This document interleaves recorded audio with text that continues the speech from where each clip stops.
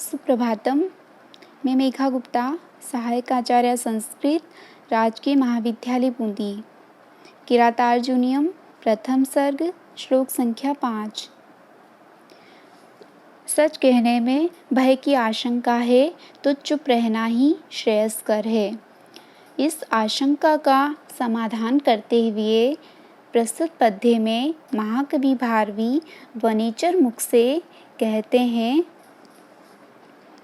स किं सखा साधुना शास्ति उदीपं हितान्नय संशृणुते स किं प्रभु सदानुकूलेषु हि कुर्वते रतिं नृपेष्वमात्येषु च सर्वसंपदः। अन्वय है इसका। य अधिपम साधु न शास्ति स किं सखा। य हितात न संशृणुते स किं प्रभु हि नृपेषु अमात्येषु च सदा अनुकूलेषु सर्वसंपदः रतिं कुर्वते। य जो अधिपम अधिपाति या अधिकम पाति, य स अधिपः तम अधिपम अधिपम राजा को, साधु साधु का अर्थ होता है उचित हितकर, न शास्ति न यहाँ पर निषेधार्थक अव्यय है, नहीं शास्ति शास्ति क्रियापद है। शास अनुशिष्टो धातु से लट लकार प्रथम पुरुष एक वचन का रूप है शास्ति। इसका अर्थ है उपदेश देता है। स किम सखा, स वह किम सखा, किम किमः क्षेपे इस रूप में यहाँ किम निंदार्थक अव्यय है। कुत्सितः सखा किम सखा, कुत्सित मित्र या कुत्सित मंत्री आदि है। यह जो हितात, यहाँ पर हित शब्द से हितात में आख्यातो उपयोगी सूत्र से पंचमी विभक्ति हुई है। हित का अर्थ यहाँ पर हित चिंतक, हितैषी, हितोपदेशक, आप्तजन। हितात का अर्थ है हित चिंतक से। न नहीं, संशृणुते समुपसर्ग श्रु धातु आत्मनेपद में प्रथम पुरुष एक वचन का रूप है संशृणुते। इसका अर्थ है सम्यक सुनता है। स वह किम प्रभु कुत्सितः प्रभु कुत्सित राजा है। ही क्योंकि नृपेषु नृप राजाओं के, नृपेषु राजाओं के, अमात्येषु च और अमात्येषु अमात्यों के, मंत्रियों के। नृप और अमात्य दोनों ही पदों में यहाँ पर सप्तमी विभक्ति बहुवचन का प्रयोग हुआ है। यस्य च भावेन भाव लक्षणम सूत्र से भावे सप्तमी है यहाँ।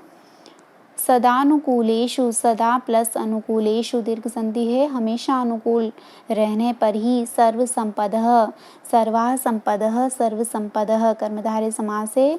संपद शब्द सम उपसर्ग पद धातु के प्रत्यय से निष्पन्न होता है और प्रथमा विभक्ति बहुवचन का रूप है संपदः करता है ये।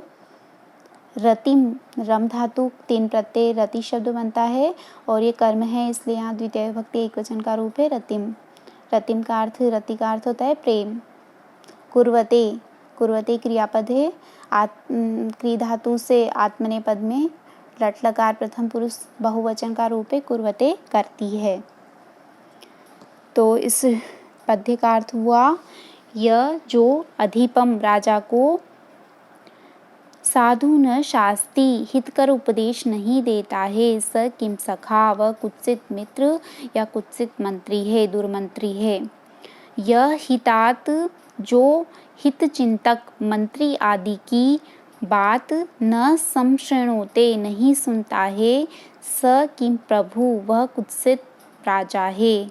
ही क्योंकि नृपेषु राजाओं के, अमात्येषु च और मंत्रियों के, सदा अनुकूलेषु परस्पर सदा अनुकूल होने पर ही, सर्व संपदः समस्त संपत्तियां, रतिम कुर्वते राज्य में प्रेम से निवास करती है। राजा और उसके मंत्रियों में एकमत्य होना चाहिए। अतः अमात्यादिकों को कटु सत्य भी कहना ही चाहिए और राजा को भी उसे अप्रिय होते हुए भी सुनना ही चाहिए, क्योंकि राजाओं और अमात्यों का सामंजस्य ही श्रेयस्कर होता है। संस्कृत साहित्य में भारवी अपने अर्थ गौरव के लिए सुविख्यात हैं। भारवेर अर्थ गौरवम श्लोक के अंतिम 2 चरणों में मनोरम राजनीति विषयक सूक्ति प्रयुक्त हुई है। सदानुकूलेषु हि कुर्वते रतिं नृपेष्वमात्येषु च सर्वसंपदः। भारवी के सुभाषित शास्त्रों के पांडित्य से मंडित तथा व्यापक अनुभूतियों से समन्वित है। उनमें नीति, राजनीति एवं सामान्य जीवन से संबद्ध सूक्तियाँ हैं।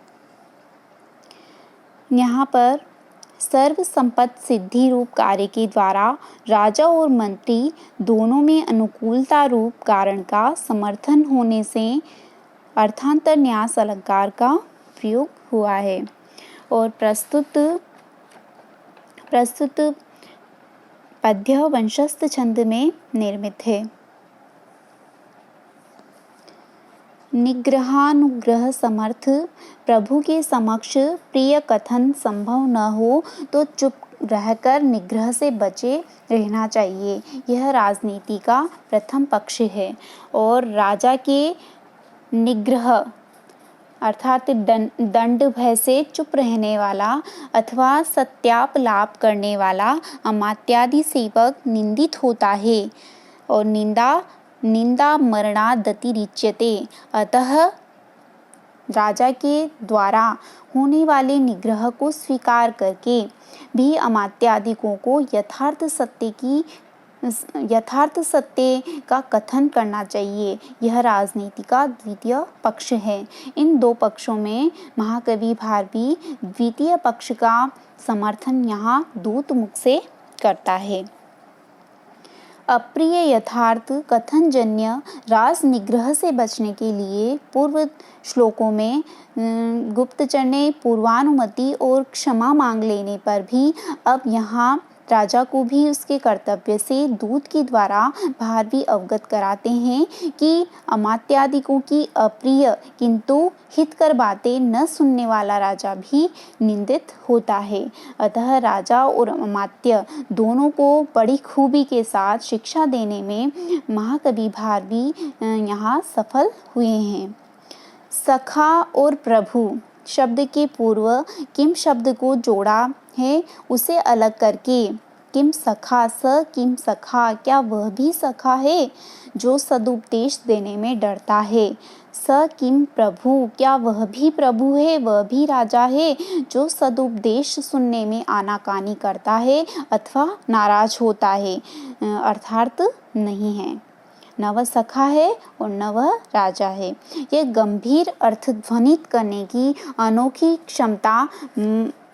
क्षमता इस कवि में महाकवि भारवी में है।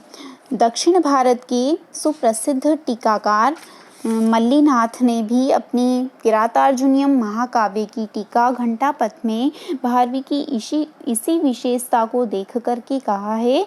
नारिकेल फल सन्निभम त्वचो भारवे सपदि तद विभज्यते स्वादयन्तु रस गर्भ निर्भरम सारमस्य रसिका यथेप्सितम इति शुभम।